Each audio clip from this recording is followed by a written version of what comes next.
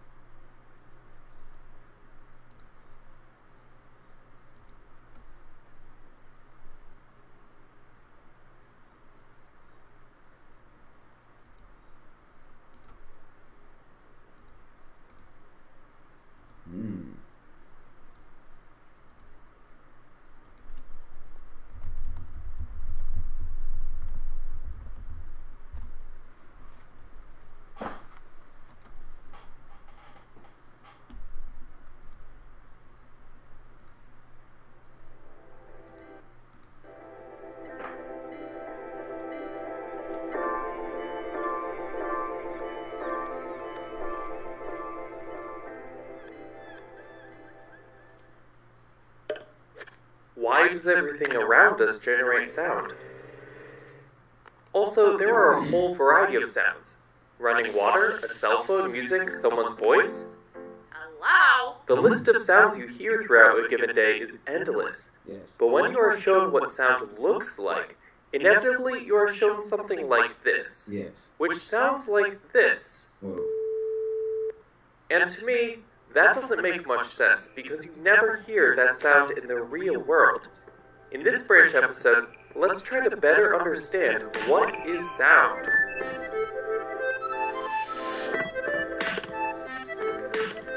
Let's start with a simple sound. That was popping an inflated polka dot balloon. This polka dot balloon is filled with high-pressure air particles, and when popped, all these particles rush out and hit the adjacent air particles. Those particles hit the next set of adjacent air particles, and so on, thereby creating an expanding shell of air particles just bouncing into one another. This is called a pressure wave or sound wave. This wave travels throughout the room, and eventually the bouncing air particles apply a force to your eardrum, which causes the nerves of your internal ear to move. Then your brain processes this motion in your internal ear and tells your cognition that, oh, this motion in my ear sounds like a popping balloon. Let's rewind, go back, and take a deep dive into what this sound wave looks like. Even though popping the balloon makes a relatively simple sound, when we take a cross-section and zoom in, on a molecular level we can see the complex pattern depicting how the air particles are bouncing into one another. This pattern is produced within a tenth of a second after the balloon is popped. You may ask, where does this pattern come from? Well, the high-pressure air particles rush out and generate a high-pressure wave. But when they do, they create a low-pressure void in the balloon's center. The air particles rush back in to fill this void, thereby generating a low-pressure wave. When the particles rush back in to fill this void, they rush in too much, thereby creating a second high-pressure zone. This cycle repeats itself, and each time it does, it generates a high-pressure and low-pressure wave, which can be Boom, boom, boom, boom. Ba-da-ba-bum,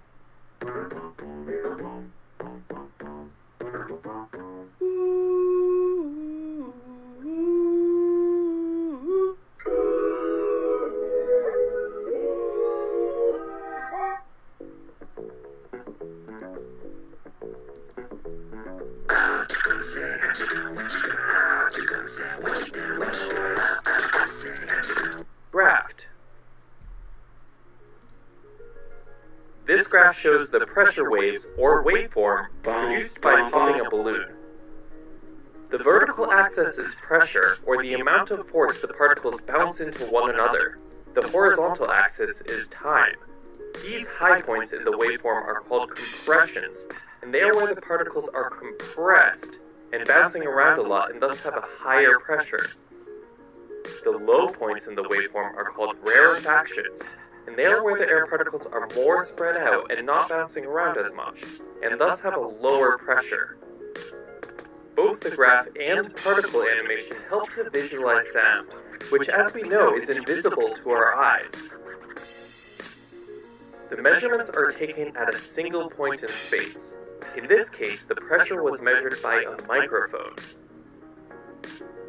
In order for your speakers to duplicate this sound, the diaphragm in your speakers just have to move in a similar fashion. The entire sound takes 1/10 of a second for your speakers to duplicate. This visualization is just the first section of the overall pattern of cycling compressions and rarefactions produced from a popping balloon. In just this quick sound, there are about 50 of these cycles. If we slow down this sound to 4 seconds,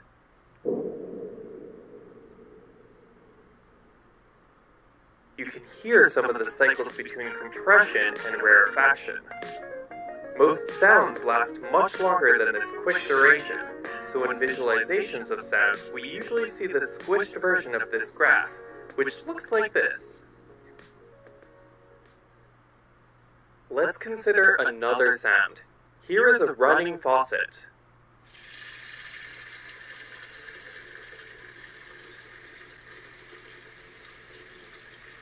The moving water molecules apply a force to the nearby air particles, thereby causing the air particles to bounce into one another, thus creating a sound wave. The sound wave propagates throughout the room and hits your eardrum or a microphone, and the waveform looks like this.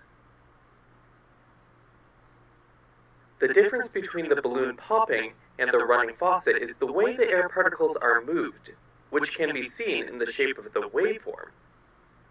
Another difference is that the sound of running water is continuous, whereas the balloon popping only lasted 1/10 of a second. Now let's consider a significantly more complex sound.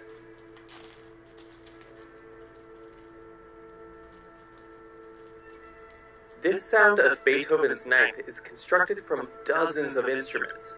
Each instrument, when played, applies a force to the air particles around it, thus causing the air particles to bounce into one another, thereby generating a sound wave. So when the waveforms of different instruments meet in the air, they combine to make a new, unique waveform or sound.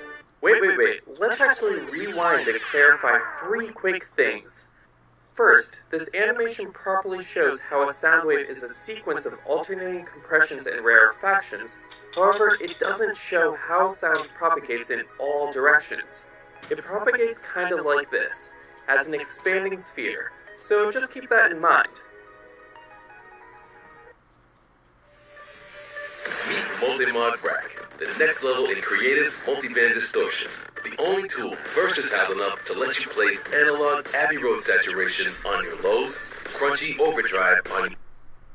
Also, second, with this animation, it looks like the particles are traveling.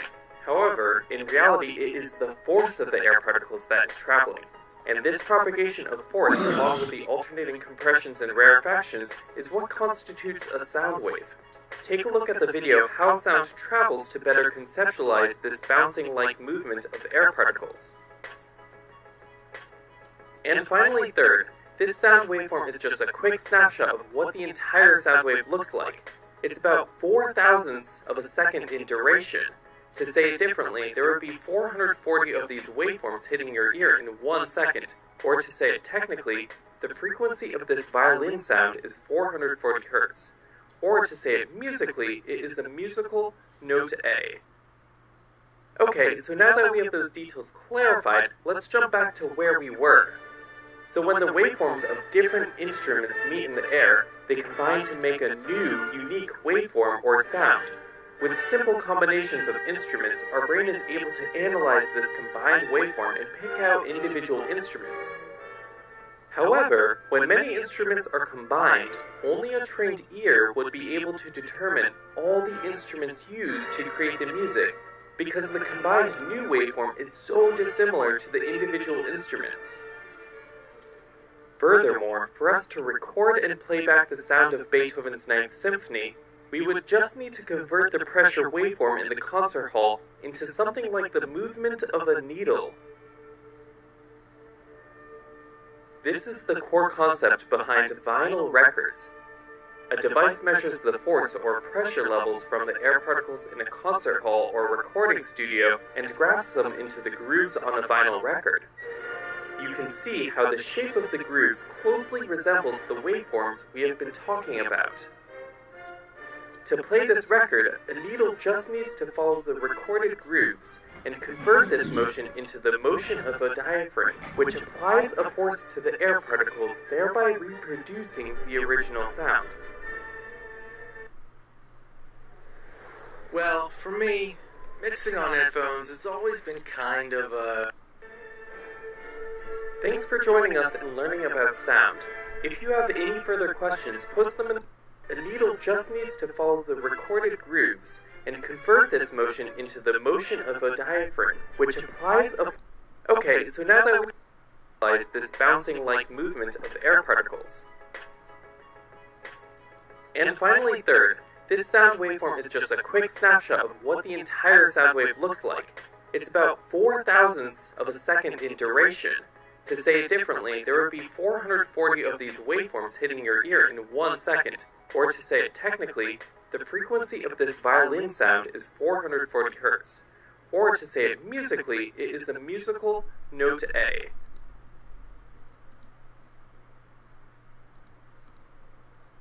Look at the video how sound travels to better conceptualize this bouncing-like movement of air particles. And finally, third, this sound waveform is just a quick snapshot of what the entire sound wave looks like. It's about 4/1000ths of a second in duration. To say it differently, there would be 440 of these waveforms hitting your ear in 1 second. Or to say it technically, the frequency of this violin sound is 440 Hz. Or to say it musically, it is a musical note A. Okay, so now that we have those details clarified, let's jump back to where we were.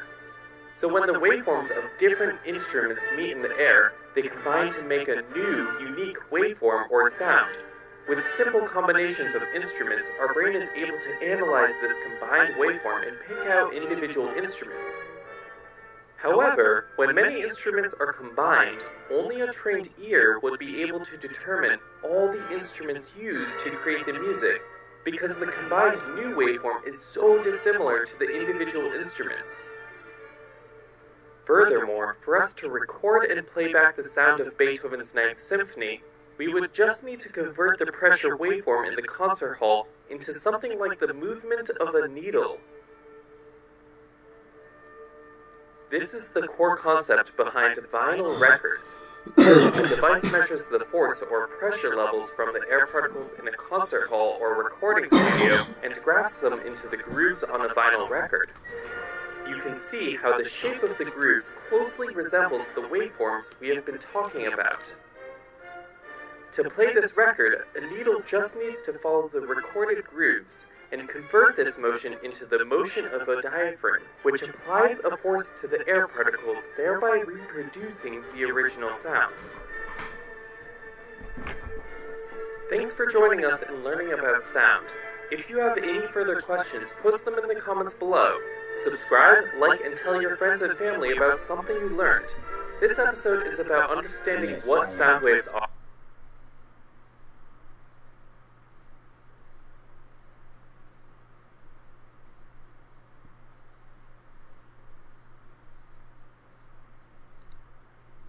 I'm so sorry.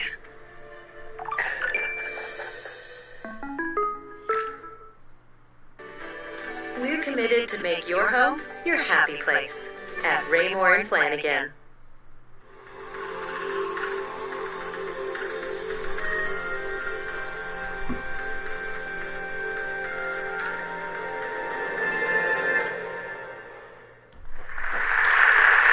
Good evening. I'm John Schaefer from WNYC. Great to be back at this year's World Science Festival with a program we're calling Good Vibrations, and our topic tonight is sound, the science of sound, which goes from our brains to our inner ears to the universe around us. And we have panelists tonight representing each of those viewpoints. But before we get to the panel, how about some actual sounds? The Polygraph Lounge is a duo comprised of Rob Schwimmer, whose day job is playing the piano, and Mark Stewart, who normally plays the guitar. But when they get together as the Polygraph Lounge, a form of musical mayhem ensues in which all bets are off, and you might see a guitar, you might see a piano, or you might see none of the above. What you will see and hear are old sounds from instruments as ancient as the Aboriginal didgeridoo to new sounds, which come from instruments that the members of the Polygraph Lounge have invented. So to get us started with Siren Song, please welcome Polygraph Lounge.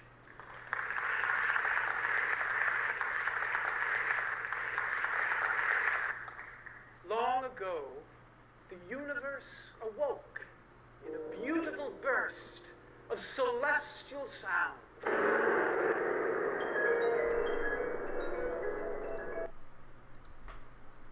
What is voting? Can I conduct my own fucking vote?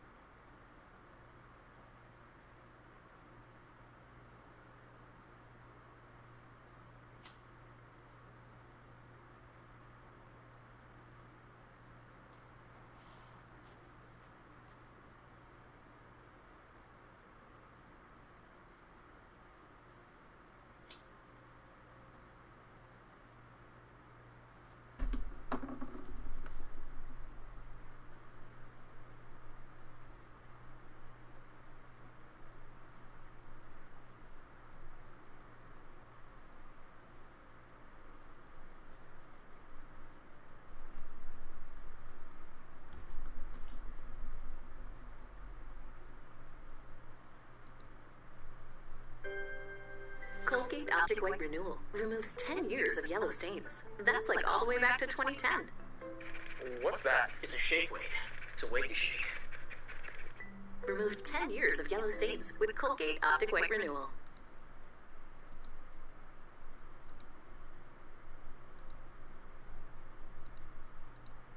Freedom is the air we cannot do without, that we breathe without even noticing it, until the time comes when, deprived of it, we feel that we are dying.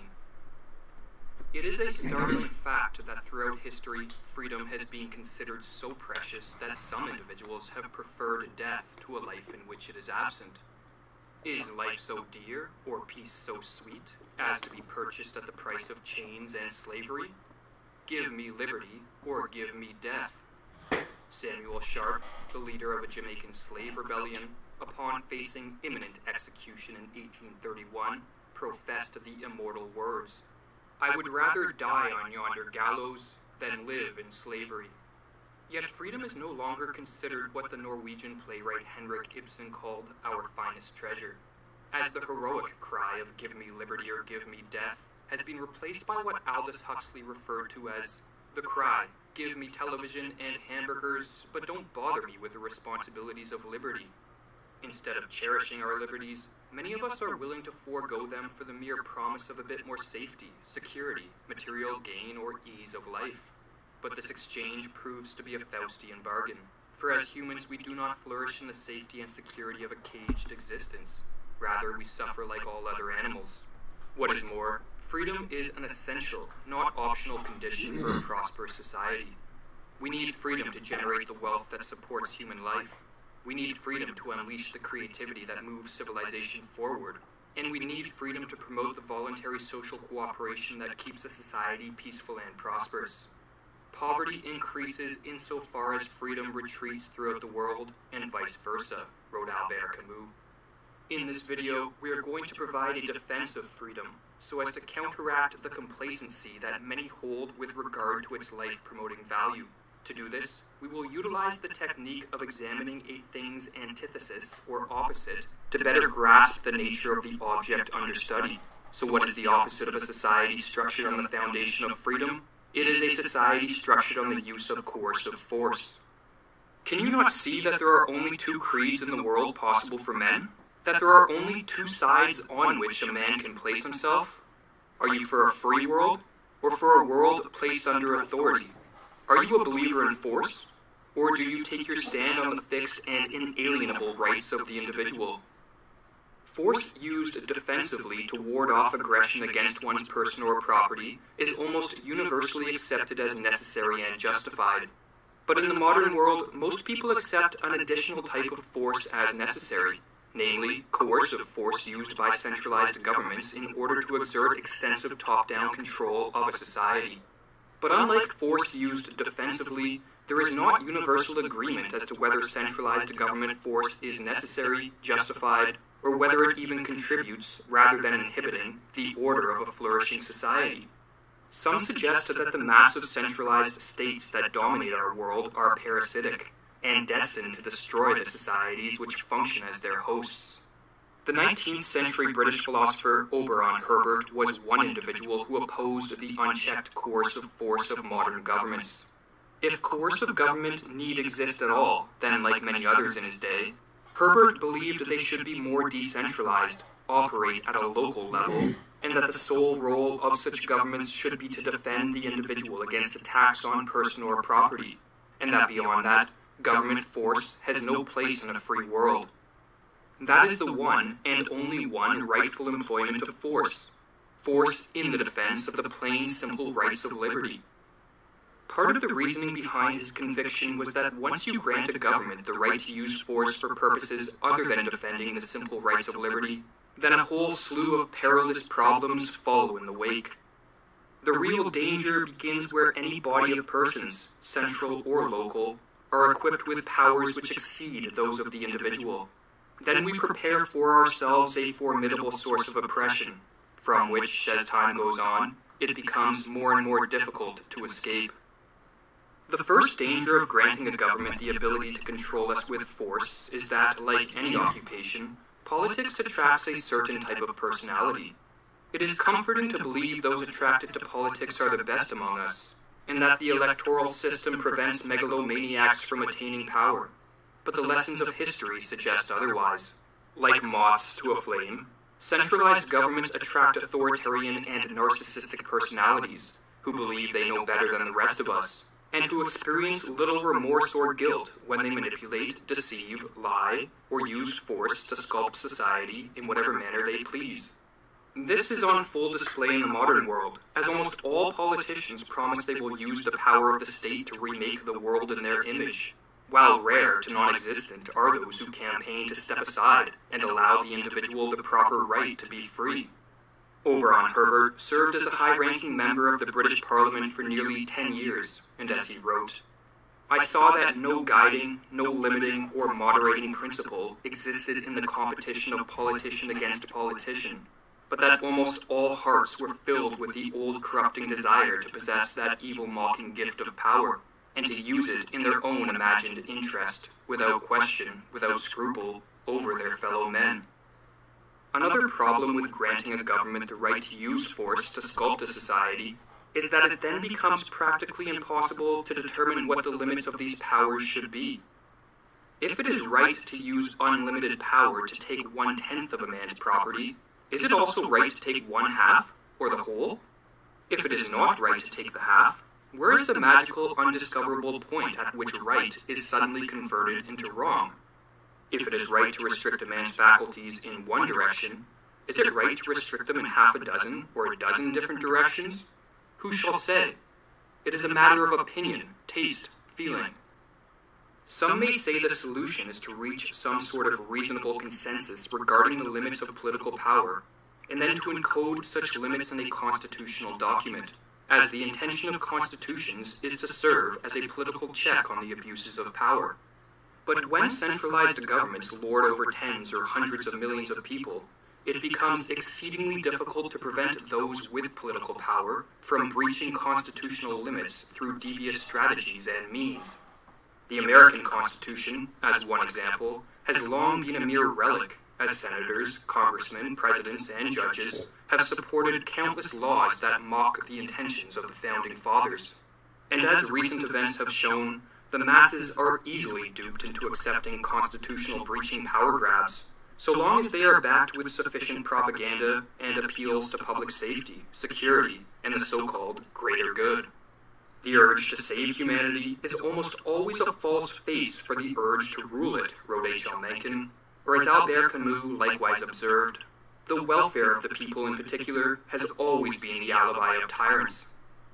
But perhaps the most disturbing problem that arises when a society grants a government the right to use unchecked force is that, in doing so, such a society lights the spark that will, in the words of the historian Arnold Toynbee, kindle the slow and steady fire of a universal state, where we shall in due course be reduced to dust and ashes. For if politics tends to attract the power-hungry, and if political power is exceedingly difficult to limit, then once a society comes under the dominion of a centralized government, then such a government will over time grow itself into a system of Leviathan proportions, which, like a parasite, sucks all the lifeblood from the society it governs. Reflecting on Toynbee's survey of history, the author Kirkpatrick Sall wrote, "Time after time, Toynbee shows that civilizations begin to decay after they are unified and centralized under a single large-scale government. For a centralized government to grow to Leviathan proportions, Herbert believed that the masses must be transformed into what he called ciphers. Ciphers are individuals lacking in moral autonomy, deficient in critical thinking, and incapable of acting with courage. The cipher is too afraid or incompetent to think for himself, and so he submissively regurgitates slogans heard in the media and robotically obeys orders from the political class. These dehumanized non-entities are molded by years of indoctrination in state schools, decades of propaganda from media and popular culture, and constant exposure to numbing and dumbing distractions. The cipher is the man or woman whose spirit has been broken, and who is the easy prey of the power-hungry amongst the political class.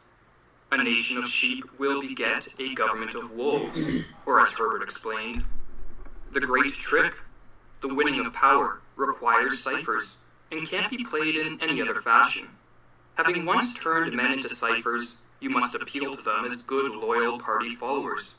You can't appeal to them as men, possessed of conscience and will and responsibility. For in that case they might once more regain possession of their suppressed consciences and their higher faculties, and begin to think and judge for themselves. The great struggle for power would die out, would come naturally to its end, when the suppression of self in the making of ciphers had ceased to be. Along with a population of ciphers, a centralized government of a Leviathan scale also requires hordes of minions, or state functionaries, who, as ciphers themselves, dutifully and obediently carry out the orders of the political class.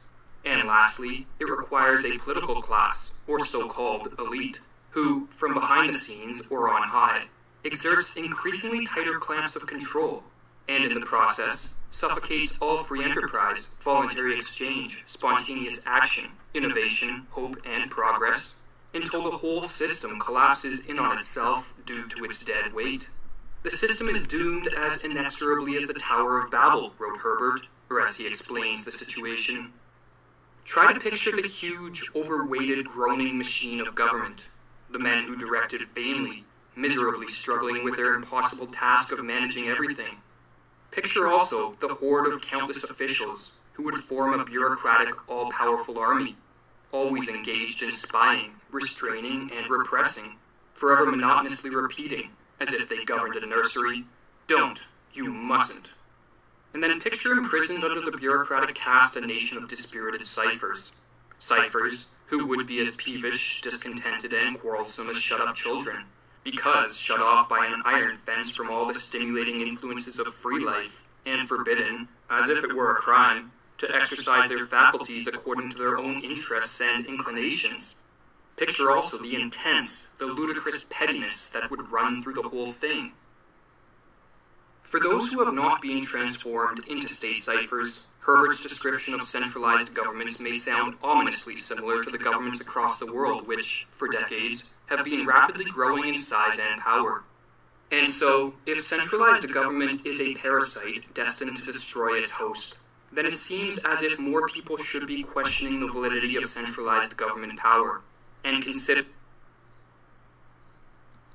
whether a move back towards the foundations of freedom is the panacea needed to find our way out of the absurd contemporary socio-political mess. For as Herbert cautioned, time is a great logician, and succeeding generations will either press steadily on to the system that is the perfection of force, or to the perfection of liberty.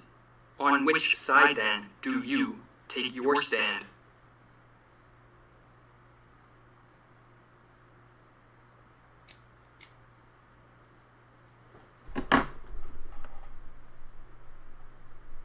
Very good video. Okay, alright, I'm fucking zoned out, dude. Yeah, bud.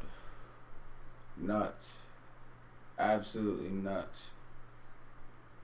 Just genius ideas, yo. It's just like crazy.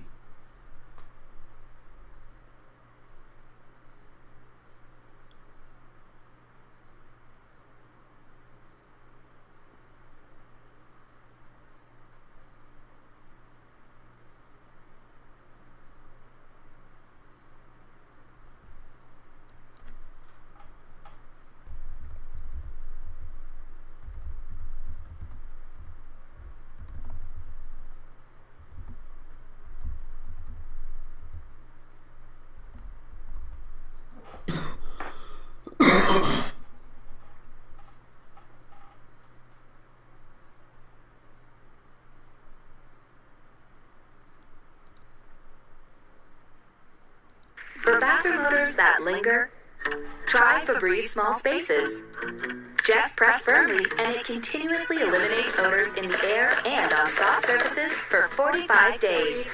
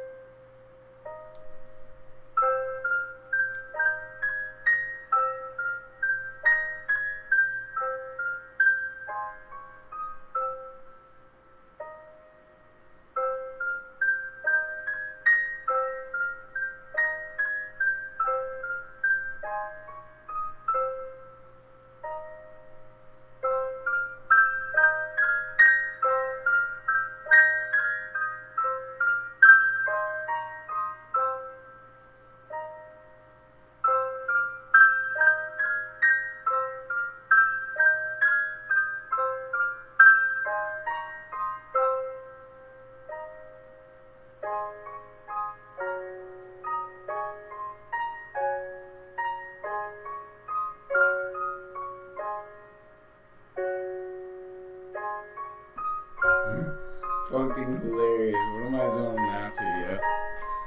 Nuts.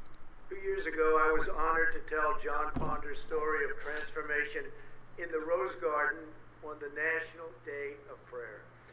Today, I'm thrilled to welcome him back to the White House. John's life is a beautiful testament to the power of redemption. John grew up without his father. As he tells it, my mother was strong, but she wasn't able to keep us out of the gangs and off of the streets, and they were violent streets. At the age of 38, he was arrested for bank robbery. While John was in prison, he began reading the Bible and listening to Christian radio. One day he heard Reverend Billy Graham on the radio proclaim, "Jesus wants to be Lord of your life." On that day, John dedicated his life to Christ. He spent the rest of his time in prison studying the Bible. When he was released, he heard a knock at his door. It was the officer who put him in jail, FBI Special Agent Richard Beasley, who said, "I want you to know that I've been praying for you." Now, Richard and John are best friends, and we are grateful that Richard is here with us today. In the last 10 years since John was released, he has created one of the most successful reentry programs, Hope for Prisoners in Las Vegas. I was glad to speak there earlier this year. As John says, Hope for Prisoners is a movement that began as a dream in a tiny prison cell and is now making a difference in the lives of thousands, truly bringing hope that there is an opportunity and a community that is waiting and willing to offer them a second chance. John, we honor your devotion to showing returning citizens that they are not forgotten. We believe. 2 years ago, I was honored to tell John Ponder's story of transformation in the Rose Garden on the National Day of Prayer. Today, I'm thrilled to welcome him back to the White House. John's life is a beautiful testament to the power of redemption. John grew up without his father. As he tells it, my mother was strong, but she wasn't able to keep us out of the gangs and off of the streets, and they were violent streets. At the age of 38, he was arrested for bank robbery. While John was in prison, he began reading the Bible and listening to Christian radio. One day he heard Reverend Billy Graham on the radio proclaim, "Jesus wants to be Lord of your life." On that day, John dedicated his life to Christ. He spent the rest of his time in prison studying the Bible. When he was released, he heard a knock at his door. It was the officer who put him in jail, FBI Special Agent Richard Beasley, who said, "I want you to know that I've been praying for you." Now, Richard and John are best friends, and we are grateful that Richard is here with us today. In the last 10 years since John was released, he has created one of the most successful reentry programs, Hope for Prisoners in Las Vegas. Jesus Christ, I was glad to speak there earlier this year. As John says, Hope for Prisoners is a movement that began as a dream in a tiny prison cell and is now making a difference in the lives of thousands, truly bringing hope that there is an opportunity and a community that is waiting and willing to offer them a second chance. John, we honor your devotion to showing returning citizens that they are not forgotten. We believe that each person is made by God for a purpose. I will continue to give all Americans, including former inmates, the best chance to build a new life and achieve their own American dream, and a great American dream it is. Now I'd like to ask John and Richard to say a few words. I mean, I'm feeling pretty good. I can't tell you how grateful I am to have the opportunity to speak here today. Not so long ago, my life was running from the police, fearing the police, and avoiding the police. Not because of anything that the police had done to me personally, but due to the animosity I had allowed to grow inside of me, making me believe that they were my enemy. But today, praise God, I am filled with hope. A proud American citizen who has been given a second chance. My transformation began in a prison cell where I found myself a 3-time convicted felon facing yet another sentence. I gave my life to Jesus and made him a promise that I would spend the rest of my days helping others like me. My My first help and support came from the unlikeliest of places. I mean, yeah, dude, if you The want to go meet FBI that agent homeless who guy, we arrested could me, actually Richard exercise. Beasley. Oh boy, He is now a dear Sure, friend dude. and has No, we been could a do source of that. encouragement He to does, me he does throughout live my like in entire Rhode journey. Island or some shit. I am grateful Yeah. for the men and women of the Yeah, Las a Vegas little bit, dude. Metropolitan He Police said, you wanna know Department some crazy shit, volunteer bro? their time to He's like, people it's who gloomy, return dude. into our local community Yeah, bro, after I was like, incarceration. whoa, that shit's deep, These dude. are the real life And then, heroes who put their lives on the line I every was day, like, what's your armed name? with His the name's promise Dan. that they made to protect and to serve, have made a tremendous Yeah. impact in the lives of men and women reintegrating back into our society. Alright, I got My hope pretzels for here. America is that formerly incarcerated people will be afforded the opportunity to take advantage of the fact that we live in a nation of second chances. My hope for America is that law enforcement and people in the communities across our country can come together and realize that as Americans we have more in common than we have differences. My hope for our great nation is to continue on this path we are on of being the most prosperous country in the world. I'm so proud of John with his life's turnaround and for all the lives that he's helped to change. It may be hard to believe that as a retired FBI agent, one of my best friends is a person I arrested for bank robbery. When I met John 15 years ago, he was angry, scared, frustrated, and anxious about his future. On the drive to prison, I stopped at a convenience store and bought John a coffee and a donut. After he was sentenced, John sent me a necktie and a note thanking me for treating him like a gentleman. 5 years later, when he got out of prison, John called me and wanted to meet for lunch. He was a different man. He talked about starting a re-entry program for men and women coming out of prison. Over time, John earned the trust and respect of the law enforcement community, many of whom volunteered in John's Hope for Prisoners program. I'm grateful for President Trump's commitment to criminal justice reform. On February 20th of this year, he was the guest speaker at the Hope for Prisoners graduation. He stayed much longer than scheduled to hand out diplomas to the 29 men and women who graduated that day. What a sight. The most important man in the free world shaking hands and pledging his administration's support to ex-offenders. Their families were there, the community was there. What a great second chance. I also appreciate President Trump's support for law enforcement. I always felt like I had strong support as an FBI agent, but there's nothing worse than knowing you're being second-guessed when you're doing your job. In certain parts of our country right now, law enforcement doesn't feel like they have the support from their local leaders. They're being painted with a broad brush, unfairly, with calls for defunding. But as President Trump knows, the overwhelming percentage of law enforcement officers are good, smart people who are doing their jobs very well. And they can change the world working with people like John. Thank you. So now I'd like to invite John's wife, Jamie, to join us as I grant John, I'm not sure you know this, a full pardon. So I don't know if you know that, Jamie. Come on over here. It's just an honor. And you have done incredible work. Thank you, sir. And all of Las Vegas and all of Nevada and all of every place in this country is very proud of you. The job you've done, bringing people back. And you're right, I was supposed to be there for 5 minutes. I stayed for an hour and a half because it was so interesting to me. Congratulations to both. Thank you, sir. Richard, thank you very much for the job you do. Thank you. It's fantastic. Thank you.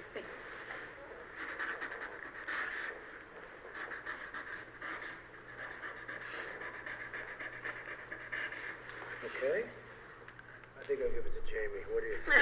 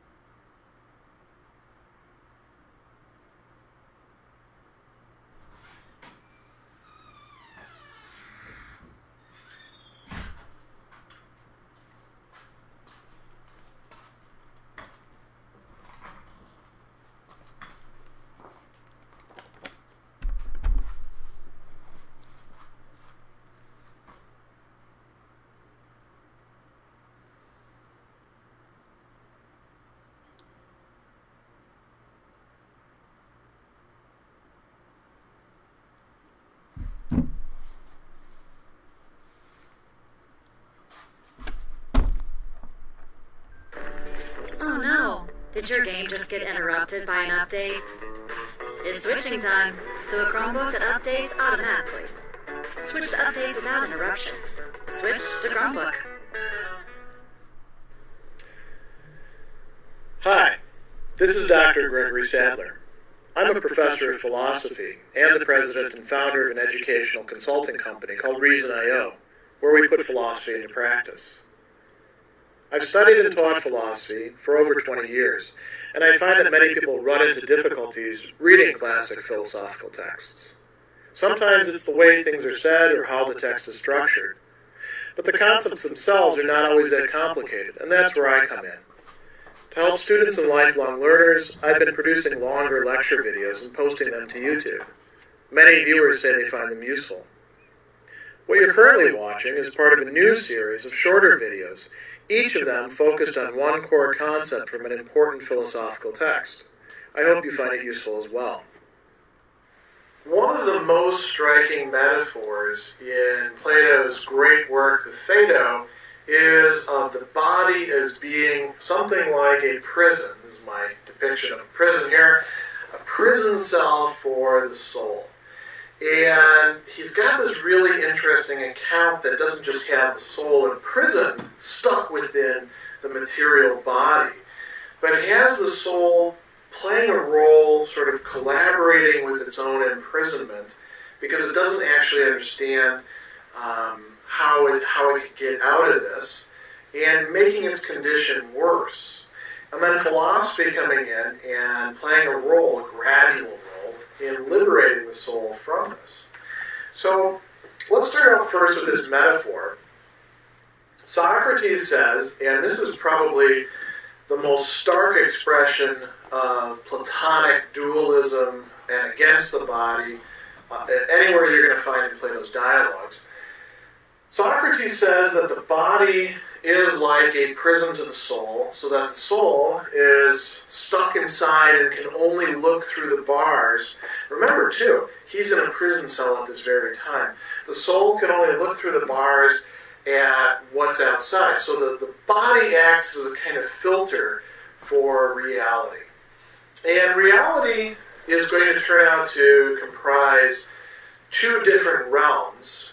We're going to get to that in just a moment. But let's think about this first. So the metaphor is that the body ends up filtering out what the soul can actually perceive. The soul is stuck within it. And it's a helpless prisoner. It says, bound hand and feet. And again, remember, Socrates was himself, shortly before this conversation, bound in chains, and they're only releasing him so that he can die.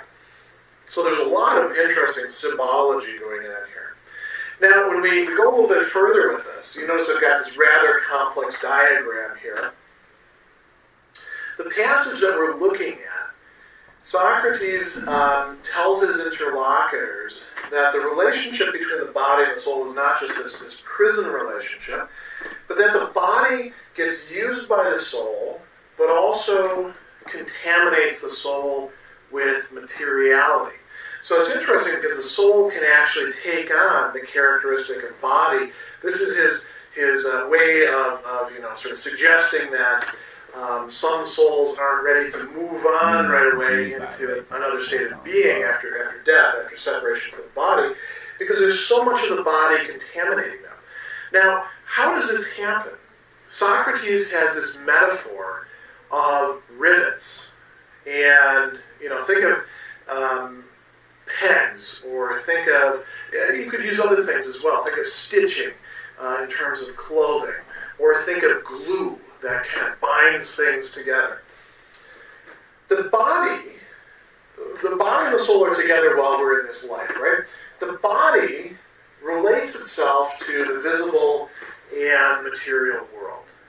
So the body is kind of a locus for giving us the way to engage with this world that we see here, what we're filming right now, this chalkboard, it's solid. If I want to write on this chalkboard, it's not my soul writing on the chalkboard, the soul is in some way directing the body to do that. So the body relates itself to the visible material world through action, but also in large part through the senses, through hearing, through sight, through smell, through touch. I know the chalkboard's here because I'm touching it. I can see it there. It makes a little rapping sound, right? We can do a whole bunch of experiments this way. The body also is the locus where desires and fears of things in the larger material world occur. So, in another place, Socrates will say, it's because of the care of the body that we pursue things that distract us, like wealth. You need money so that you can keep feeding your body, or so you can dress up in nice clothes, or warm clothes. This is actually a great example, this corduroy jacket, because it serves, a purpose as far as being a nice bourgeois intellectual, you put on your corduroy jacket in your study and all that sort of business. But I also like it myself because it's warm, it's corduroy, so it's great for cool weather. But that's about the body, right? The soul doesn't get cold. The body gets cold. The body wants to be dressed up. The body needs all these sorts of things. There's desires and fears associated with it. And along with this, pleasures and pains. And Socrates will say, every pleasure and every pain that the body feels and which the soul then experiences through the body is like a ribbon binding the two of them together. Or you could think of it as sort of like an entry point whereby materiality comes more and more to intrude upon, to penetrate, to occupy, to contaminate the soul with the essence of the body. Meanwhile, what the soul really ought to be doing, Socrates says, is concerning itself with what's really real, what's not just apparently real, but what's really real, the unseen. By the way, the other word for unseen, Aides in Greek, Hades, is what we transliterate it as, is the unseen world. But we don't need to worry too much about that. But the unseen world of the forms, the realities that we can perceive not through the body, but only through the mind or the soul, they're pure, they're uniform, and they're divine. This is the realm of the gods, or the god, or godship, or whatever you want to call it, for Plato. And the soul can only do that by breaking the connection with the body and contemplating the divine, dissociated from the body. And that, there could be certain pleasures, he says this in other places, the pleasures and pains that might come with this. The gods, or the god, or godship, or whatever you want to call it, for Plato. And the soul can only do that by breaking the connection with the body and contemplating the divine, dissociated from the body. And that, there could be certain pleasures, he says this in other places, the pleasures and pains that might come with this, but they're not going to be the pleasures and pains of the body. They're not going to be the pleasures and pains of satisfying thirst, or hunger, or sexual desire, or even the desire for honor or domination. So he talks here about, here we go, the role of philosophy. What is philosophy to do? Philosophy has to show the soul, first off, that the soul is actually collaborating with the body by doing all these things in relation to the visible world and feeling pleasures and pains. The soul is collaborating with the body in its own imprisonment. So he says, philosophy can see that the imprisonment is affected by the prisoner's own active desire. The soul feels desire, and it desires through the body into the visible world, and it occupies itself with that. So the desire makes the soul accessory to its own confinement. So philosophy approaches the soul in this condition, and then it says, look, all this stuff over here, this isn't really real. You want to be turning your attention to something over here. This is very much like the allegory of the cave, isn't it, that he talks about in the Republic. And then what the soul finds out through philosophy is that what it must do is refrain from using the senses unless it needs to.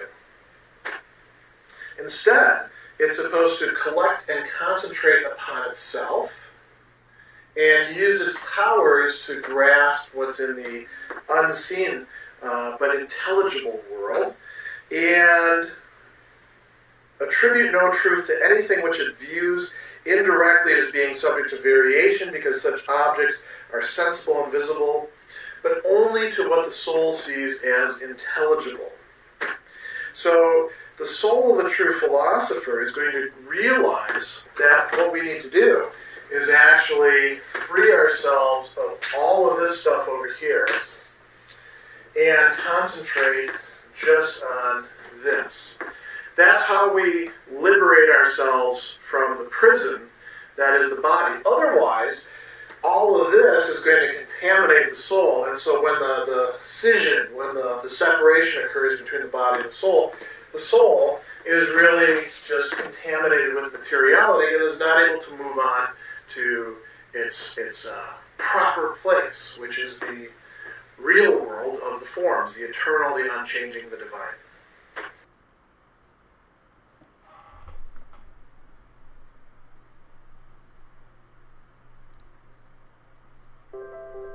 At Bryant and Stratton College, we're there for you through every and in life.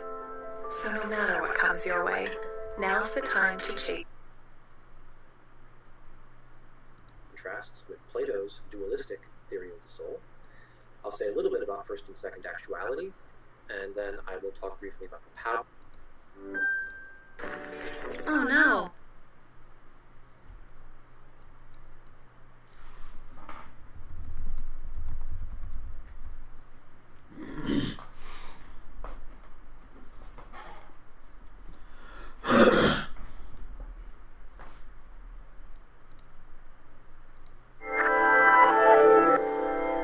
In the mid-1800s, Michael Faraday gave a series of Christmas lectures for kids at the Royal Institution in London, and one of his favorite subjects to talk about was fire.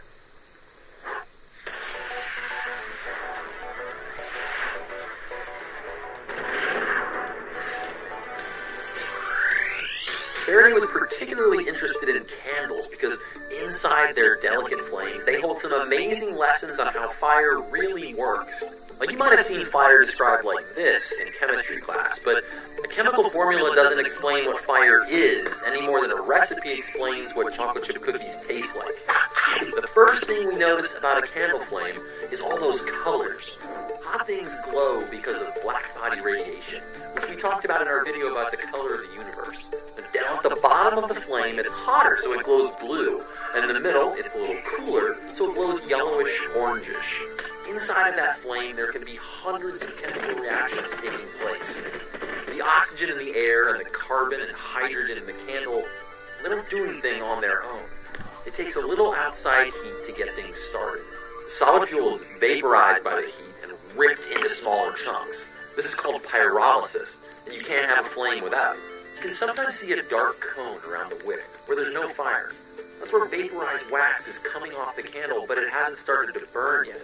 The hydrocarbons and oxygen in the air slam into each other, and their atoms begin to rearrange. Sometimes electrons in those atoms get into an excited state. When they come back down again, they give off light. That's why the bottom of the flame glows blue. Not all the carbon in the candle gets converted to CO2, so leftover carbon atoms come together and form tiny particles of soot, which heat up and glow orange and yellow like the hot coals under a grill. This glowing soot is where most of a candle's light comes from.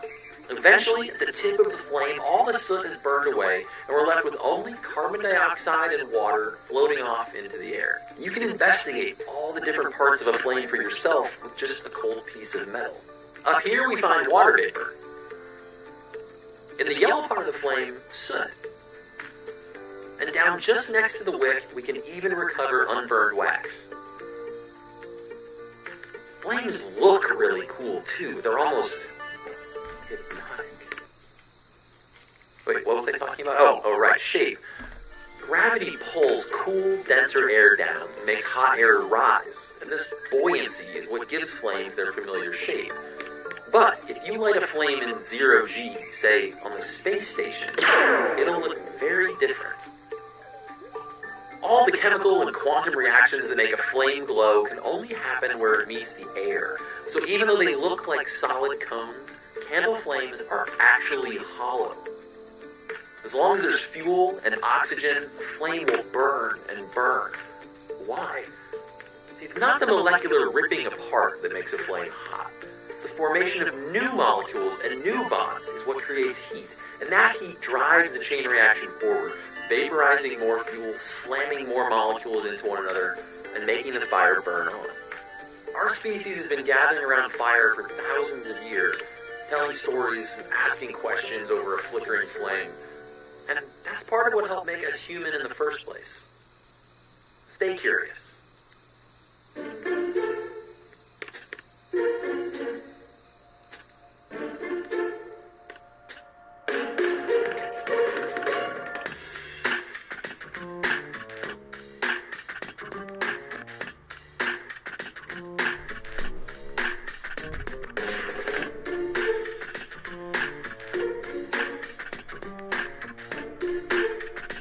What the fuck is fire though still? Jeez, dude, I have no idea.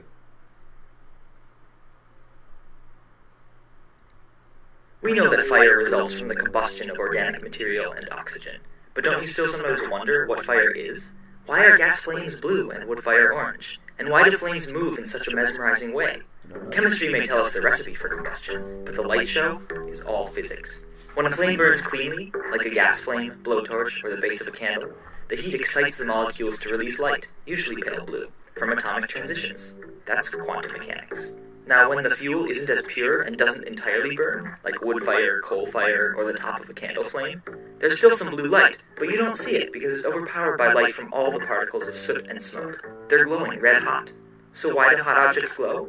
A process called black body radiation makes all objects glow with light of a color depending on their temperature. The reason that you don't see your friends glowing, though, is because we're too cool to glow with visible light. We glow in infrared. But lava, a hot piece of iron, or soot in a flame are all hot enough to glow with that familiar red-orange light. And the reason flames are shaped like tongues snaking skywards? Gravity. The Earth's pull is what makes hot air rise, and this convection shapes flames into their familiar form. If you light a match in zero gravity, the flame spreads outwards like a balloon. There's nothing to tell it which way to go, so it goes in all directions.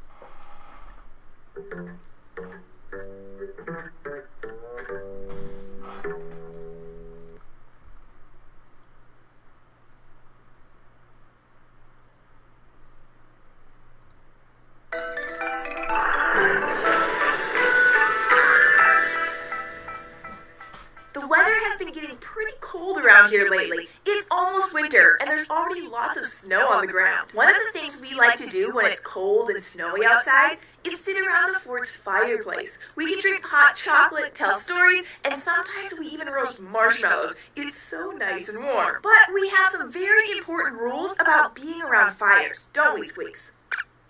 We know to never get too close to any kind of fire, or play with matches or the stove. I'm sure a lot of you know these rules too. Some of you wanted to know more and asked us why fire is so hot. That's a really good question. Fire is very hot, which is one of the reasons we don't go near it, and that heat comes from energy. You might already know a little bit about energy. It's the reason things move and change. Like when Squeaks starts bouncing all around the fort, I like to say that he has a lot of energy. We get the energy we need from food we eat, and we use that energy to move and change when we do things like playing and growing. The energy we use when we move is one type of energy, and heat is another type of energy. That's why we get so warm sometimes when we're running around a lot. As we run, we use up some of the energy we got from our food, and we get warmer at at the same time. Fire is kind of like that too. When something burns, like wood in a fireplace, it changes. It starts out looking like regular wood from a tree,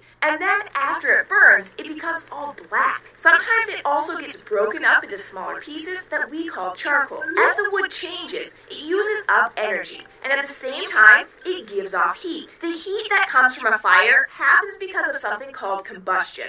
That's a big word, but it just means what's going on when something is burning. For something to burn or combust, 3 things need to happen. First, there has to be something to burn, like the wood in the fireplace. We call the stuff that burns in a fire fuel. Second, there needs to be something called oxygen, which is a part of the air that's all around us.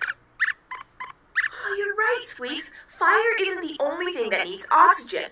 We need it too. We take oxygen into our bodies every time we take a breath of air. The third thing that fire needs is actually heat. Yeah, fire needs a little bit of heat to get started. If you've ever watched a grown-up light a candle on a birthday cake or start a campfire, they might have used a match. It's the heat from the match that gets combustion and the fire started. Then the fuel burns and changes and gives off much more heat than it started with from that tiny match. It's using up lots of energy as it burns, and some of that energy comes out as heat. But when the fuel in a fire is all burned up, there's nothing left to change and give off that heat. So if all the wood burns up in our fireplace, the fire will go out. But while it's burning, it's very hot. And now you know why. It's because it's giving off energy. You're right, Squeaks. It is amazing. Now, I'm out of hot chocolate, so I'm going to go fill it up, and I'll meet you back at the fireplace. Thanks for joining us. Do you have questions about things that happen in the world around you? We have a website where you can send them to us. Just ask a grown-up to help you go to patreon.com/SciShowKids to check it out. And we'll see you next time here at the fort.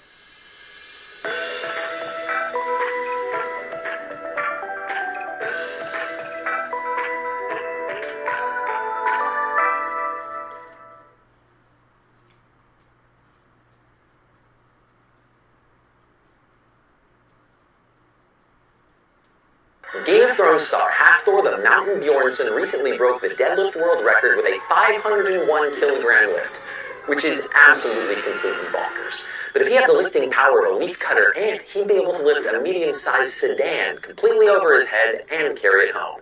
Not bad. And if the mountain had the same relative strength as the Taurus scarab dung beetle, he could pull a fully loaded Boeing 787 Dreamliner. Compared to us, ants and dung beetles and nature's other miniature weightlifters are special because they pull off their amazing feats of strength without bones. And it turns out, for every species with an internal skeleton, like ours, Earth is home to around 20 species without one, and maybe more. And that got me thinking, why did we end up with our skeletons on the inside instead of the outside?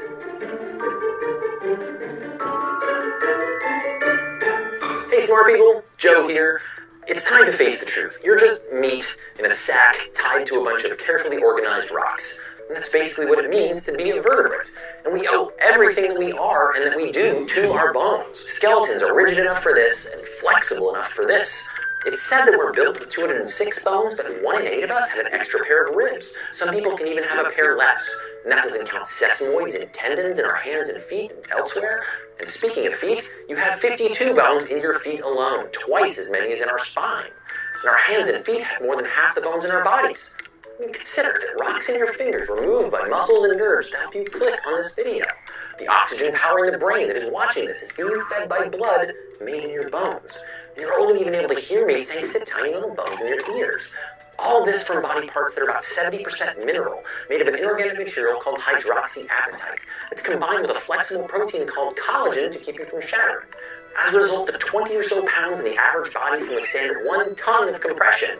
And for many of us, they're the last things we'll leave behind. Bones are pretty awesome. And also, awesome. That's the Latin word for bone. Anyway, where did bones come from? Well, that story goes back at least 1.5 billion years, which is a weird place to start because animals didn't even exist yet. But at that moment, violently shifting tectonic plates were washing tons of minerals into the ancient oceans. The minerals that would one day become skeletons. Now, life stayed pretty squishy for a while. Early multicellular life depended on the water in which it lived to support those skeletonless bodies. But then, around 558 million years ago, through a happy accident of evolution, life split in two, and two different skeleton stories began. On one branch, strange creatures began to develop the first hard protective parts, the precursors of exoskeletons, and this set off an arms race of armor. Newly shielded organisms might have gotten eaten less, maybe they were better protected from the ocean, but partially hard creatures survived more than their squishy friends. And like I always say, that's what matters in the game of natural selection. Early exoskeletons got fancier, and we began to see animals with crushing mouth parts, huge pinchers, and full suits of armor. It was during this period that we see the earliest arthropods, the group that includes modern insects and crustaceans. But on that other branch, in squishy tadpole-like creatures, something else was happening. Soft cartilage-like back rods began to form in order to provide scaffolding for muscles and for movement. And on the outside, some of those fishy creatures evolved with cement-like armor. This was a precursor of bone, and soon this hard stuff formed the basis for new structures like jaws. Very big jaws. Later, this mineral armor was slowly internalized, and those early backbones became mineralized, and together these became the key parts of the vertebrate skeleton as we know it today. Over the eons, nature has stumbled on many different ways of de-squishifying organisms. There's the lignin and cellulose of plants, the calcium-rich shells of mollusks and coral reefs, and mineral bones like ours. But insects and crustaceans build exoskeletons made from chains of modified sugars, called chitin. Now, chitin is molecularly similar to cellulose we find in plants, but it's harder and more stable. If you were to zoom into a lobster's shell on the microscopic scale, you'd see chitin crystals arranged like stacks of plywood. And these special nanostructure arrangements make chitin exoskeletons incredibly tough for their weight. And that is why insects are so strong pound for pound, or gram for gram. So if exoskeletons are so strong, then why don't we have them? Well, like most things in nature, there are trade-offs. For starters, an armored skeleton makes growing more difficult. I mean, every time a lobster or cockroach is ready to size up, they have to molt, shedding their old skeleton and leaving them soft and vulnerable for days or weeks while they wait for their new outer shell to harden. There's also a weight problem. The strength of ants' legs work at their minuscule mass, but scale the ant up to our size and it would be crushed under its own weight. A few more leg days, you just won't cut it. Because as a creature gets bigger, its volume and mass increase faster than the tubular strength of its hollow exoskeleton legs. On the other hand, or leg, our internal skeletons provide bigger attachments for muscles than exoskeletons would. And our bones grow with our muscles as we get bigger and stronger. But there's also a trade-off here. Bulkier vertebrates have to have more massive bones. An elephant is about 13% bone by weight, not super agile. A shrew is 4%, well, it's quick. It's pretty easy to squish. Humans are about 8.5%, a compromise between strength and mobility. If we had more bone to be stronger, then we wouldn't move as well. Another problem is that a human-sized ant would suffocate. Insects don't really have blood. They have very limited circulatory systems that are filled with a fluid called hemolymph, which is mostly full of metabolic stuff and immune cells. Insects actually breathe through tiny holes in their exoskeletons to deliver oxygen directly to their tissues through a series of internal tubes. And the distance oxygen can travel down the tubes depends on its concentration in the air. During prehistoric times, 2-foot dragonflies did exist because atmospheric oxygen levels were higher. And plus, having all your muscles attached to your outside means that while you're strong, you're not that flexible. Yeah, let's see you do this, super strong grasshopper. So, a chitin exoskeleton is super strong, but only if you're small. A human-sized ant would be very lethargic, very crumpled, and definitely could not do yoga. Remember that split that we talked about earlier? One branch led to bugs and exoskeletons, and the other branch eventually led to you and me and every other vertebrate. And what's crazy to think about is that we are this way because of luck or chance. Because when our ancestors began to build hard bodies, the only ingredients they had to choose from were what nature provided. Those shifting tectonic plates 1.5 billion years ago, well, when slabs of rock that make up Earth's crust rub together, all the minerals they're made of wash into the sea. And one of those minerals, calcium carbonate, happens to be a very useful building material. You see, evolution is a lot like a chef stuck at home during COVID quarantine, by which I mean, you've got to use whatever ingredients you've got around sometimes. Our very distant relatives were bathed in calcium from those grinding tectonic plates, and so they used this to build the earliest bone-like tissues. The evolution of bone wasn't some grand aha moment in the story of evolution. It's just one of many such chance events influenced by the environment that set one arm of life on Earth on a completely new course. Invertebrates aren't the only ones who ended up building bodies out of calcium. Invertebrates, from mollusks to coral to starfish, all use calcium to build their body's support structures. Exoskeleton-having animals like insects and other arthropods just went another way, building chitin exoskeletons thanks to the chance events of evolution. And if we played the story of evolution back again from the beginning, perhaps our line would be built differently too. Which means, as we know now, we'd be very small. But at least we'd have armor. And maybe some sweet pinchers, maybe some horns. But then, what would ants look like? Stay curious. You know, in some ways, that bony shell around that brain of yours is kind of like an exoskeleton, so maybe we have them after all. And if you'd like to do something very smart with that brain, you can join our community on Patreon. A huge thank you to everyone who already supports the show on Patreon for helping us bring you these videos. We couldn't do it without you. And if you'd like to join our community, there's a link down in the description where you can learn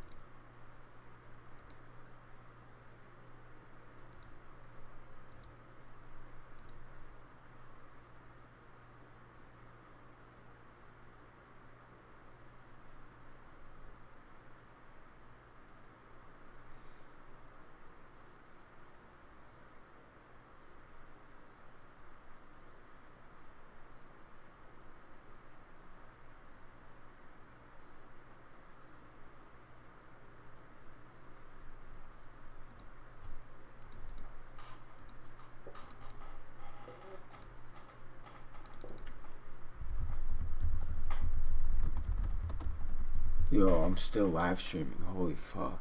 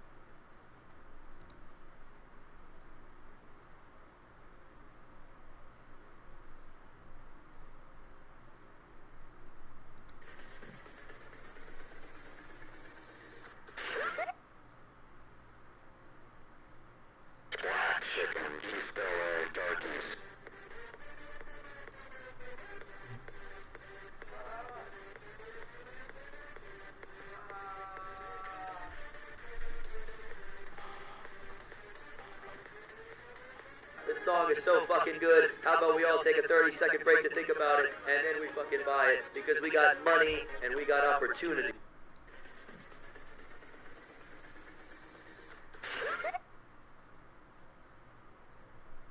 Black chicken, East LA, darkies.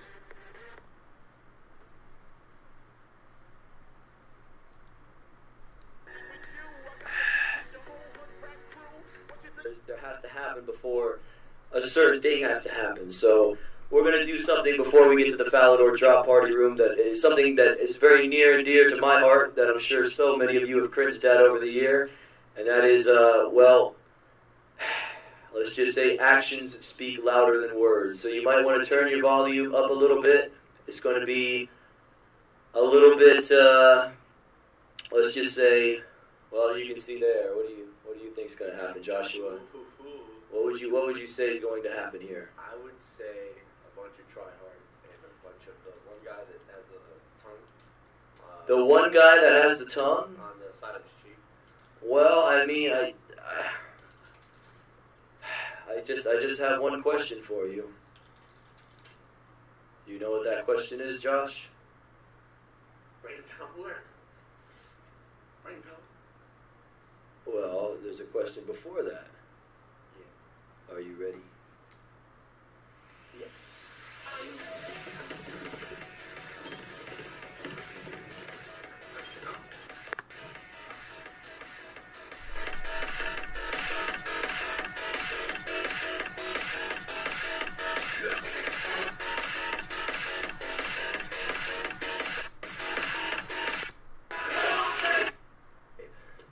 Oh, it's not going, okay. We were live for over 100 hours. We took about 7 bathroom breaks. Oh my god. Sepoan by SEKSUAALI. I don't even know how much that is. I don't even know how much. What the hell, dude? Oh, what the fuck? Well, much fucking love. I'm gonna try to. Oh my god. If it'll ever load. Oh my goodness. Yeah, wow. Thank you guys so much. My PayPal is literally like, oh my fucking god. Please don't do this. What the fuck is wrong with... You can do this. What the dude? That just fucking doubled. They literally just fucking doubled it. Oh my god. Listen, as I said before, this was never for the money, man. I really just wanted the record. I mean, this was something that I never thought that I could ever pull off in a million years. I mean, and I want to end it like, what the fuck? And the only best legend you can ever have. I will be back. What's in? Amazing. And until next time, but not anytime soon, dude. Sorry, them doubled. They literally just fucking doubled it.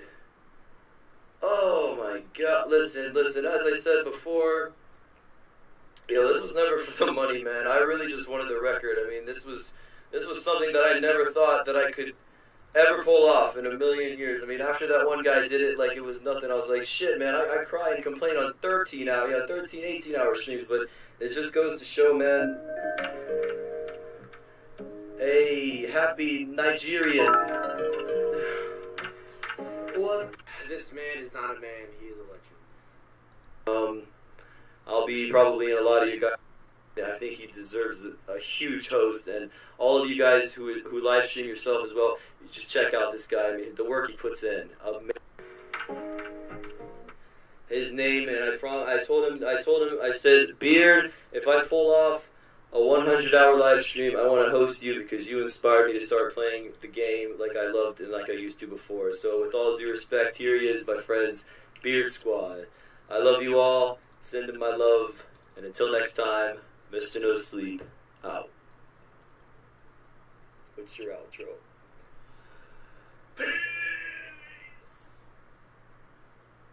Goodbye, guys. I love you. We'll see you next time. Alright, what the fuck was that outro, dude? Alright, let's see this raid. Holy shit, it's gonna be an insane raid. Oh my god, load. Biggest it's ever gonna be. I mean, this is gonna be huge. Like, if I ever try to beat the record, it's gonna be 150. This was 100. I can do 150, but not anytime soon, dude. Probably like I don't know, 8 months from now, anytime soon.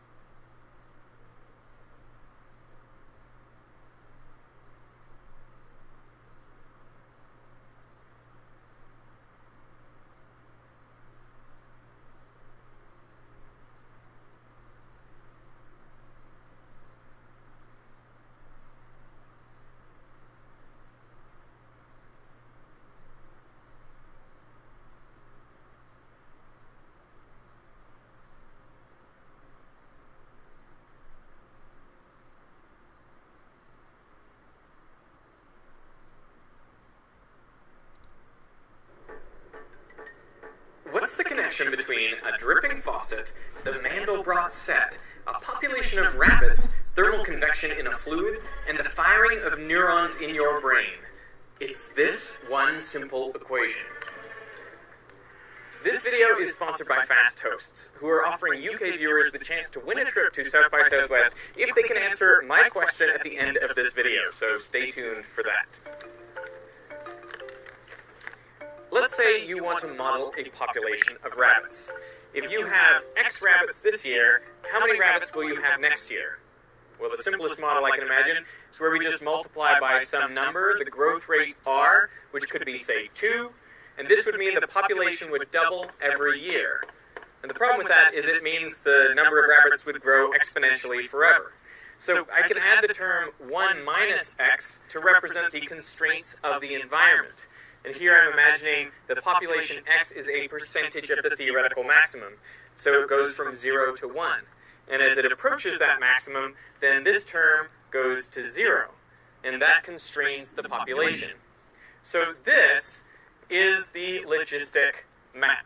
xn plus 1 is the population next year, and xn is the population this year. And if you graph the population next year versus the population this year, you see it is just an inverted parabola. It's the simplest equation you can make that has a negative feedback loop. The bigger the population gets over here, the smaller it'll be the following year. So let's try an example. Let's say we're dealing with a particularly active group of rabbits, so R equals 2.6, and then let's pick a starting population of 40% of the maximum, so 0.4, and then times 1 minus 0.4, and we get 0.624. Okay, so the population increased in the first year. But what we're really interested in is the long-term behavior of this population. So we can put this population back into the equation. And to speed things up, you can actually type 2.6 times answer times 1 minus answer. Get 0.61. So the population dropped a little.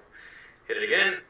0.619, 0.613, 0.617, 0.615, 0.616, 0.615. And if I keep hitting enter here, you see that the population doesn't really change. It has stabilized, which matches what we see in the wild. Populations often remain the same as long as births and deaths are balanced. Now, I want to make a graph of this iteration. You can see here that it's reached an equilibrium value of 0.615. Now, what would happen if I changed the initial population?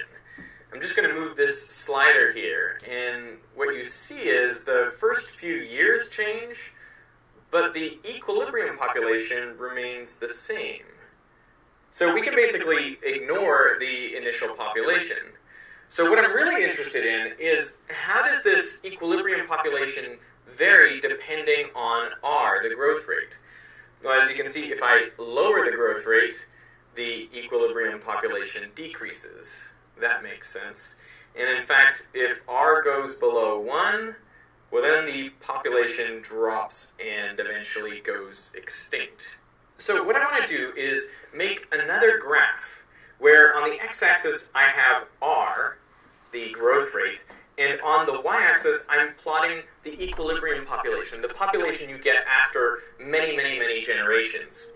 Okay, for low values of R, we see the populations always go extinct, so the equilibrium value is 0. But once R hits 1, the population stabilizes onto a constant value. And the higher R is, the higher the equilibrium population. So far, so good. But now comes the weird part. Once R passes 3, the graph splits in 2. Why? What's happening? Well, no matter how many times you iterate the equation, it never settles onto a single constant value. Instead, it oscillates back and forth between 2 values. One year the population is higher, the next year lower, and then the cycle repeats. The cyclic nature of populations is observed in nature too. One year there might be more rabbits, and then fewer the next year, and more again the year after. As R continues to increase, the fork spreads apart, and then each one splits again. Now, instead of oscillating back and forth between 2 values, populations go through a 4-year cycle before repeating. Since the length of the cycle or period has doubled, These are known as period doubling bifurcations. And as R increases further, there are more period doubling bifurcations. They come faster and faster, leading to cycles of 8, 16, 32, 64, and then at R equals 3.57, chaos. The population never settles down at all. It bounces around as if at random. In fact, this equation provided one of the first methods of generating random numbers on computers. It was a way to get something unpredictable from a deterministic machine. There is no pattern here, no repeating. Of course, if you did know the exact initial conditions, you could calculate the values exactly. So they are considered only pseudo-random numbers. Now you might expect the equation to be chaotic from here on out, but as R increases, order returns. There are these windows of stable periodic behavior amid the chaos. For example, at R equals 3.83, there is a stable cycle with a period of 3 years. And as R continues to increase, it splits into 6, 12, 24, and so on before returning to chaos. In fact, this one equation contains periods of every length. 37, 51, 1052, whatever you like if you just have the right value of R. Looking at this bifurcation diagram, you may notice that it looks like a fractal. The large-scale features look to be repeated on smaller and smaller scales. And sure enough, if you zoom in, you see that it is, in fact, a fractal. Arguably the most famous fractal is the Mandelbrot set. The plot twist here is that the bifurcation diagram is actually part of the Mandelbrot set. How does that work? Well, quick recap on the Mandelbrot set. It is based on this iterated equation. So the way it works is you pick a number c, any number in the complex plane, and then start with z equals 0. And then iterate this equation over and over again. If it blows up to infinity, well then the number c is not part of the set. But if this number remains finite after unlimited iterations, well then it is part of the Mandelbrot set. So let's try, for example, c equals 1. So we've got 0 squared plus 1 equals 1, then 1 squared plus 1 equals 2, 2 squared plus 1 equals 5, 5 squared plus 1 equals 26. So pretty quickly you can see that with c equals 1, this equation is going to blow up. So the number 1 is not part of the Mandelbrot set. What if we try c equals negative 1? Well then we've got 0 squared minus 1 equals negative 1, negative 1 squared minus 1 equals 0, and so we're back to 0 squared minus 1 equals negative 1. So we see that this function is going to keep oscillating back and forth between negative 1 and 0, and so it'll remain finite, and so c equals negative 1 is part of the Mandelbrot set. Now normally when you see pictures of the Mandelbrot set, it just shows you the boundary between the numbers that cause this iterated equation to remain finite and those that cause it to blow up. But it doesn't really show you how these numbers stay finite. So what we've done here is actually iterated that equation thousands of times and then plotted on the z-axis the value that that iteration actually takes. So if we look from the side, what you'll actually see is the bifurcation diagram. It is part of this Mandelbrot set. So what's really going on here? Well, what this is showing us is that all of the numbers in the main cardioid, they end up stabilizing onto a single constant value. But the numbers in this main bulb, well, they end up oscillating back and forth between 2 values. And in this bulb, they end up oscillating between 4 values. They've got a period of 4. And then 8, and then 16, 32, and so on. And then you hit the chaotic part. The chaotic part of the bifurcation diagram happens out here on what's called the needle of the Mandelbrot set, where the Mandelbrot set gets really thin. And you can see this medallion here that looks like a smaller version of the entire Mandelbrot set. Well, that corresponds to the window of stability in the bifurcation plot with a period of 3. Now, the bifurcation diagram only exists on the real line because we only put real numbers into our equation. But all of these bulbs off of the main cardioid, well, they also have periodic cycles of, for example, 3 or 4 or 5. And so you see these repeated ghostly images if we look in the z-axis. Effectively, they're oscillating between these values as well.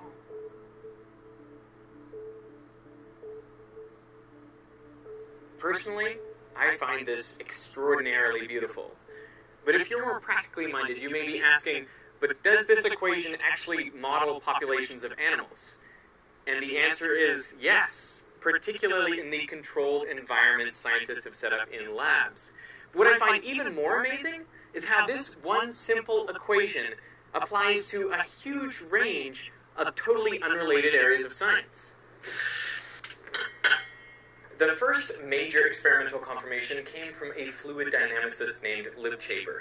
He created a small rectangular box with mercury inside, and he used a small temperature gradient to induce convection.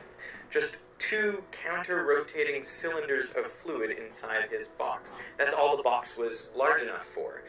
And of course, he couldn't look in and see what the fluid was doing, so he measured the temperature using a probe in the top.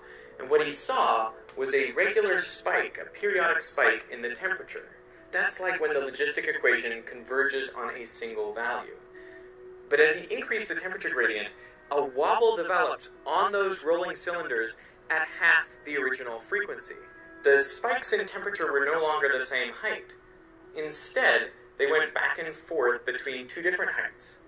He had achieved period 2. And as he continued to increase the temperature, he saw period doubling again. Now he had 4 different temperatures before the cycle repeated, and then 8.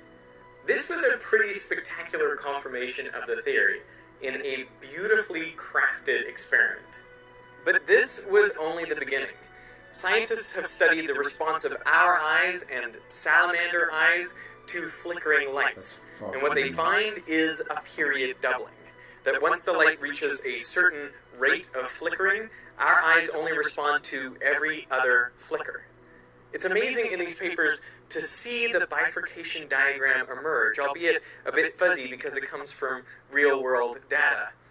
In another study, scientists gave rabbits a drug that sent their hearts into fibrillation. I guess they felt there were too many rabbits out there. I mean, if you don't know what fibrillation is, it's where your heart beats in an incredibly irregular way and doesn't really pump any blood, so if you don't fix it, you die. But what they found was, on the path to fibrillation, they found the period doubling route to chaos.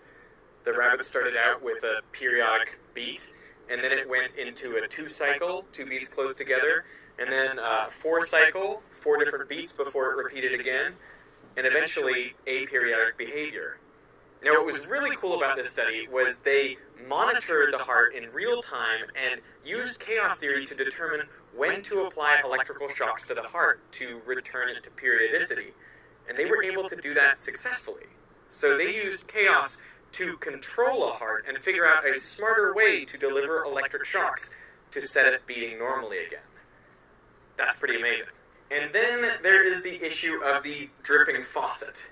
Most of us, of course, think of dripping faucets as very regular, periodic objects. But a lot of research has gone into finding that once the flow rate increases a little bit, you get period doubling. So now the drips come 2 at a time.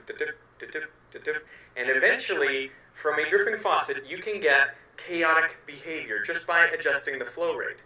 And you think, like, what really is a faucet? Well, there's constant pressure water and a constant size aperture, and yet what you're getting is chaotic dripping.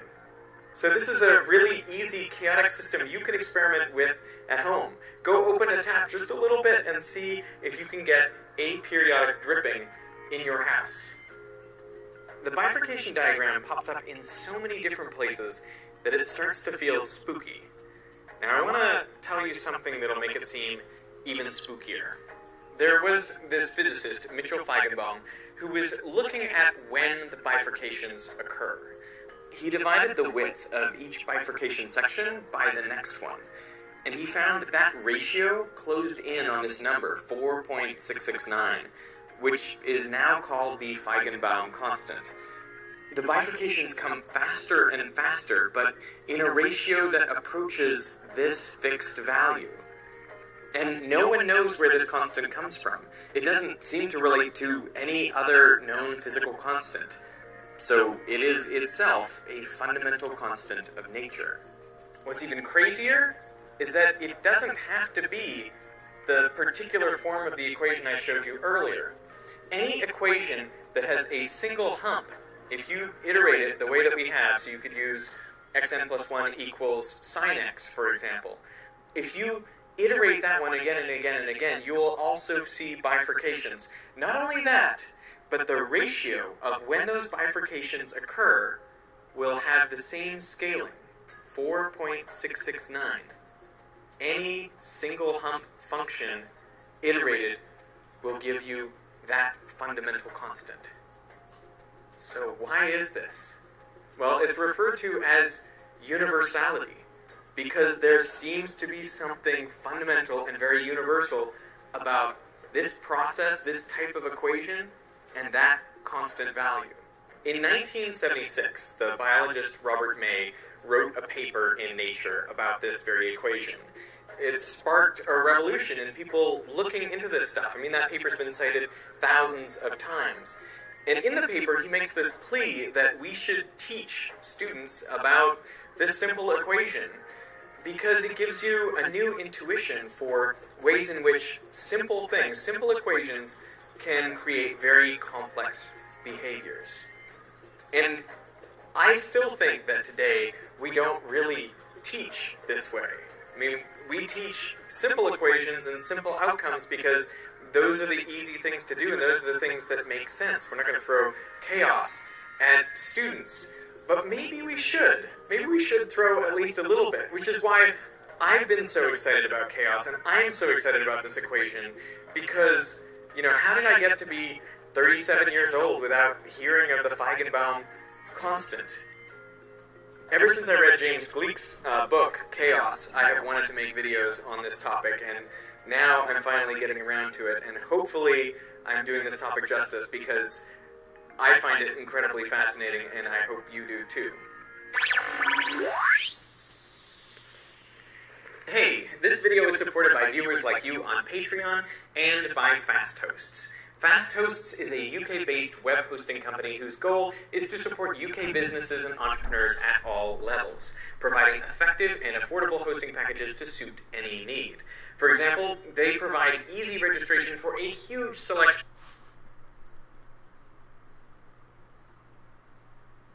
Hi everybody, how's everybody doing today? Good. Feeling good? Yeah. Trying to stay out of the heat. It's much nicer in the studio here. It's very cool. Thanks for the air conditioning, Dave. Appreciate it. We paid our taxes. These guys paid our taxes. Yeah. How's everybody feeling about this stuff? Are you feeling a little overwhelmed these days? Okay. Good. That means you're paying attention. You're in the right spot. Okay. This stuff is very challenging. It should be very time-consuming, and just do your best to absorb as much material as you can. The point of this couple of chapters that we've been dealing with 2 hours. is the idea that changing one field affects other fields. Okay, so changing the magnetic field led to a changing of some sort of electric field. We call it the EMF, right? The electromotive force or a voltage. But it's this idea that these things are actually going to talk to each other. Okay, and so this is where we're heading. The next topic, therefore, is just that, electromagnetic waves. Okay, we are now going to combine both of these things, electricity and magnetism, into one concept, electromagnetic waves. So let's talk for a second about the following. Let's say we have a charge, positive charge, and we have a negative charge. And let's say we're going to take these two charges and we're going to move them up and down. Okay? So let's move them vertically. And let's see what happens as a function of time. Well, at one instant in time, they look like that. And if I think about the electric field in between these two, I know what the electric field looks like. It's pointing from the positive to the negative. Okay, I'm just going to draw one line for simplicity. But now, let's move them vertically. So the plus is going to come down, the negative is going to come up. And so at some later time, they're nearly right on top of each other. And at that time, the E field is essentially zero. Okay, there's nowhere I can draw an E field very cleanly. But now let's keep moving them. We're going to put the positive charge all the way down on the bottom and put the negative charge up on the top. And now the E field is pointing up. Okay, so all we're doing is we're taking these positive charges and negative charges, we're putting them together, and then we're going to keep moving them. So now they're the opposite way, and then we're going to come back together again. So now the minus is heading back down, and the positive is heading back up, and eventually they're back to where they started. So if I think about what this E field looks like, it is getting smaller and smaller and eventually zero.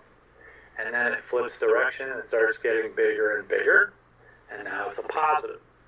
And then it gets smaller and smaller until it's zero, and then it flips direction and gets bigger and bigger until it's again pointing in the negative direction. It sort of oscillates up and down. Okay? And that hopefully looks familiar to you. Right? We like things that oscillate. And if I think about drawing the electric field as a function of time now, what can I say? Well, here it was negative, so it's some negative value. Here it was zero. Here it was positive. Here it was zero. Here it was negative. And so it's going to look something like this. Okay, it oscillates up and down as a function of time. As I move these charges up and down, the electric field is going to oscillate up and down. It's pointing down here. And then it's pointing up here. And then it's pointing down over here. And so forth. A graph like this is just what is the size of the electric field as a function of time. So here, the electric field is zero. Here, the electric field is zero. But at this point, it's a positive number. At this point, it's a negative number.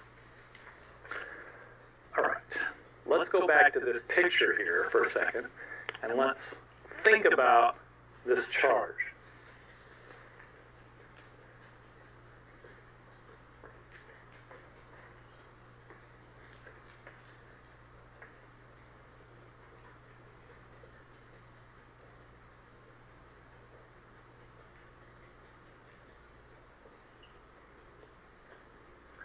Okay, charge moving up and down, that is a lot like a current. If I take a wire and I run current up and down, then this current I would look like positive charge heading down and negative charge heading up. These are equivalent pictures. But we know what happens when we have current. What happens when we have current? What do we generate when we have current in a wire? Energy. It was the title of a couple chapters ago. What the fuck? Magnetic fields. Or magnetic right? fields. If we have current, we have magnetic fields. I leads to magnetic fields B. And so there is a magnetic field that develops here.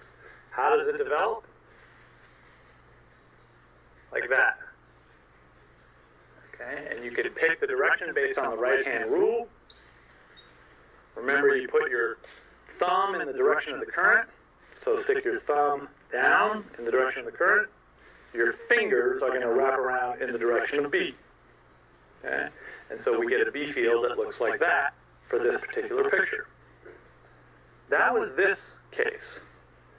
But when those charges come together, now the current is equal to zero. And if the current is equal to zero, then B is equal to 0. And later on, as we keep going, the current's going to change direction. The current is going to be going up later on. And if current is going up, we again develop a B field, and you use your right-hand rule, and now it's wrapping around this way. Okay? Thumb in the direction of the current, fingers are wrapping around in the direction of the B field. Okay? Again, it's going to be confusing if you look at me in the glass here, so look at the computer monitor when I do this, and confirm that your thumb going up gets you a B field that wraps around like that. Okay?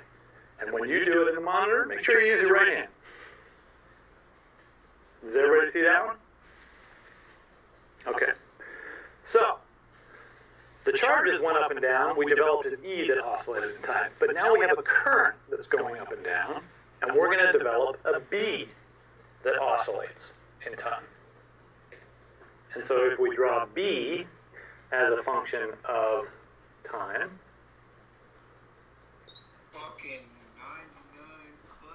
it is going into and out of the screen. If I think about just one side of this, B is now going to be like this. Okay, and this is supposed to be coming out of the screen and into the screen over and over again. And we're trying to draw it in the third dimension here. So the E field was going up and down, but the B field is orthogonal to that. It is 90 degrees to that. So if the B field's in the plane of the screen, then if the E field is in the plane of the screen, then the B field is in and out of the board. All right. But maybe we could put all this stuff together.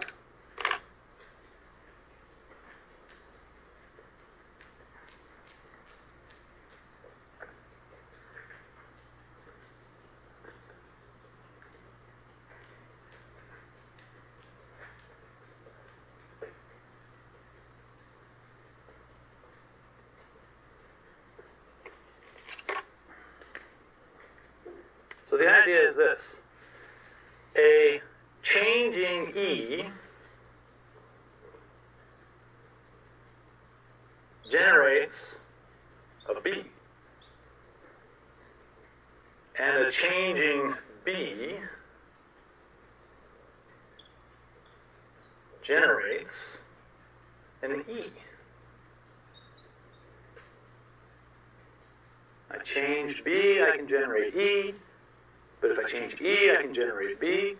And maybe these things can balance out just right that you can generate electromagnetic waves, and that is indeed what happens. Okay? An electromagnetic wave looks like this. I've got an E field that is going up and down. Like so. And this means that it's pointing up in this region. And then it's pointing down in this region. And so forth. Up, goes through 0, pointing down, and just keeps oscillating back and forth. But that changing E field can generate a changing B field. And the B field is orthogonal to that. It's at a 90-degree angle to it. So if E is up and down in the plane of the board, then B is in fact going in and out of the board. And this is a little hard to draw. But the idea is B is pointing this way. And then it's pointing into the board. And then it's pointing out of the board. And then into the board, and so on.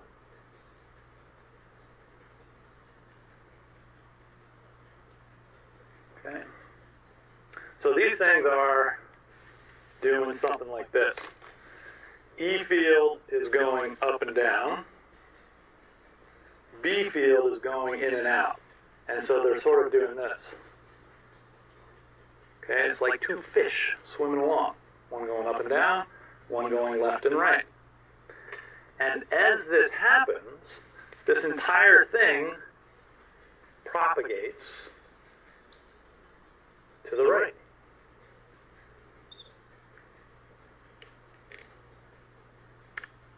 So, Alright. what is weird about this? That's what's fucking weird, dude. We're gonna fucking end it there, dude. Tired.